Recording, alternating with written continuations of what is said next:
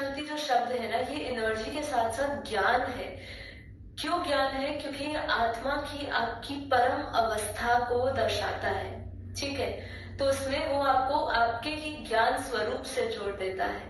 ठीक है, ये केवल और केवल अपने आप में एक शब्द, एक एनर्जी नहीं, ज्ञान वर्धक है, पूरा ज्ञान से भरा हुआ है। ये आपके ज्ञान स्वरूप से जोड़ने का ये एक माध्यम है, एक ब्रिज है।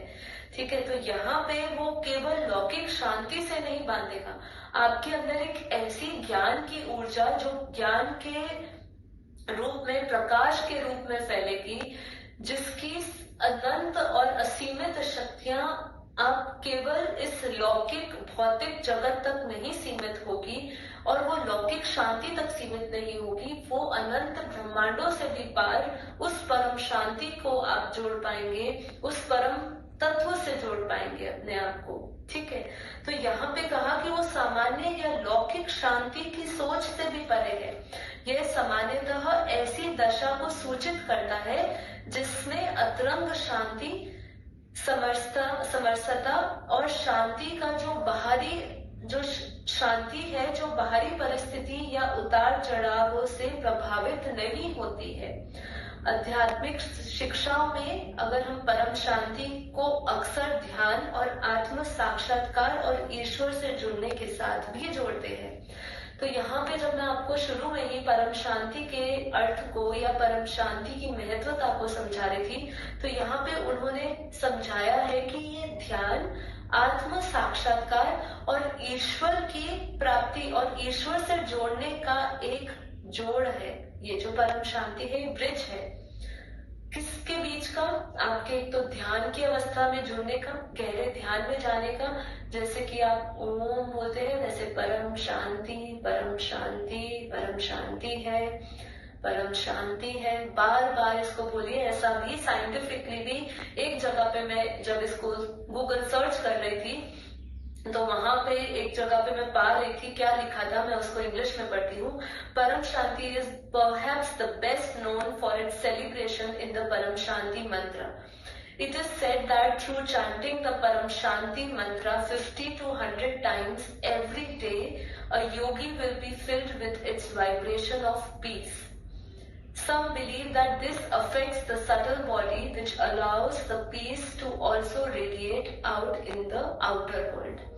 ठीक है, तो यहाँ पे बोला है कि आप ये परम शांति को 50 से 100 बार भी बोलते हैं, तो ये आपको एक ऐसे हाईएस्ट वाइब्रेशन से जोड़ देगा, जो परम मतलब शांति के हाईएस्ट वाइब्रेशन से जोड़ देगा। और इतना भी कहा गया है कि इसको बार बार बोलने से जो हमारा सूक्ष्म शरीर है, उसके अंदर परम शांति की रेडिएशंस निकलती है, और जो हम रिफ्लेक्ट करते हैं आउटर वर्ल्ड में भी, हमारे बाहरी जगत में भी।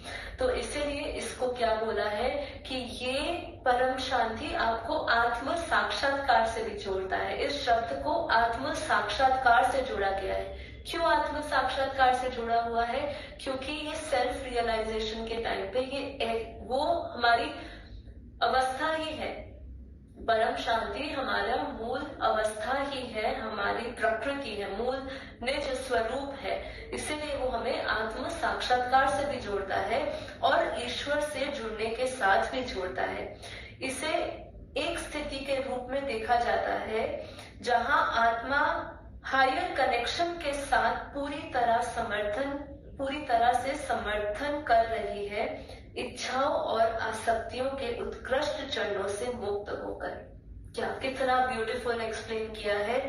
देखिए क्या कहा है कि ये शब्द परम शांति एक ऐसी स्थिति है जिस स्थिति में आत्मा अपने आप को हायर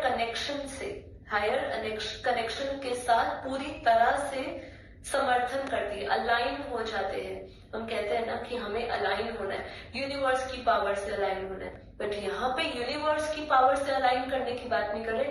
हाईएस्ट ऑलमाइटी अथॉरिटी, जो परम सत्य, परम पिता परमात्मा, जिसको कई लोगों ने ईश्वर कह दिया, किसी ने भगवान कह दिया, किसी ने अपना इष्ट बना दिया, वो जो परम पिता परमात्मा है ना, उस परमपिता परमात्मा से हम अलाइन हो जाते हैं, उनकी एनर्जी हमारी एनर्जी अलाइन हो जाती है, और जब हम उनसे अलाइन हो जाते हैं ऑटोमेटिकली उनकी हाईएस्ट पावर हमारे अंदर फ्लो होनी शुरू हो जाती है। तो ये है परम शांति शब्द की ऐसी दिव्य महत्वता, जिससे हम सिर्फ उच्चारण से, सिर्फ उस पर बिलीव करने से हम वो शक्तियों को प्राप्त होते हैं, जिसको योगी मुनि कई वर्षों से शायद प्रयास कर रहे होंगे कि हम आत्म साक्षात्कार कैसे करें, हम आत्म अभ्यास कैसे करें, आत्मसात कैसे हो, ईश्वर की प्राप्ति कैसे करें। लेकिन यहाँ पे कहा कि इस अवस्था से हम हायर कनेक्शन के साथ समर्थन भी हमारा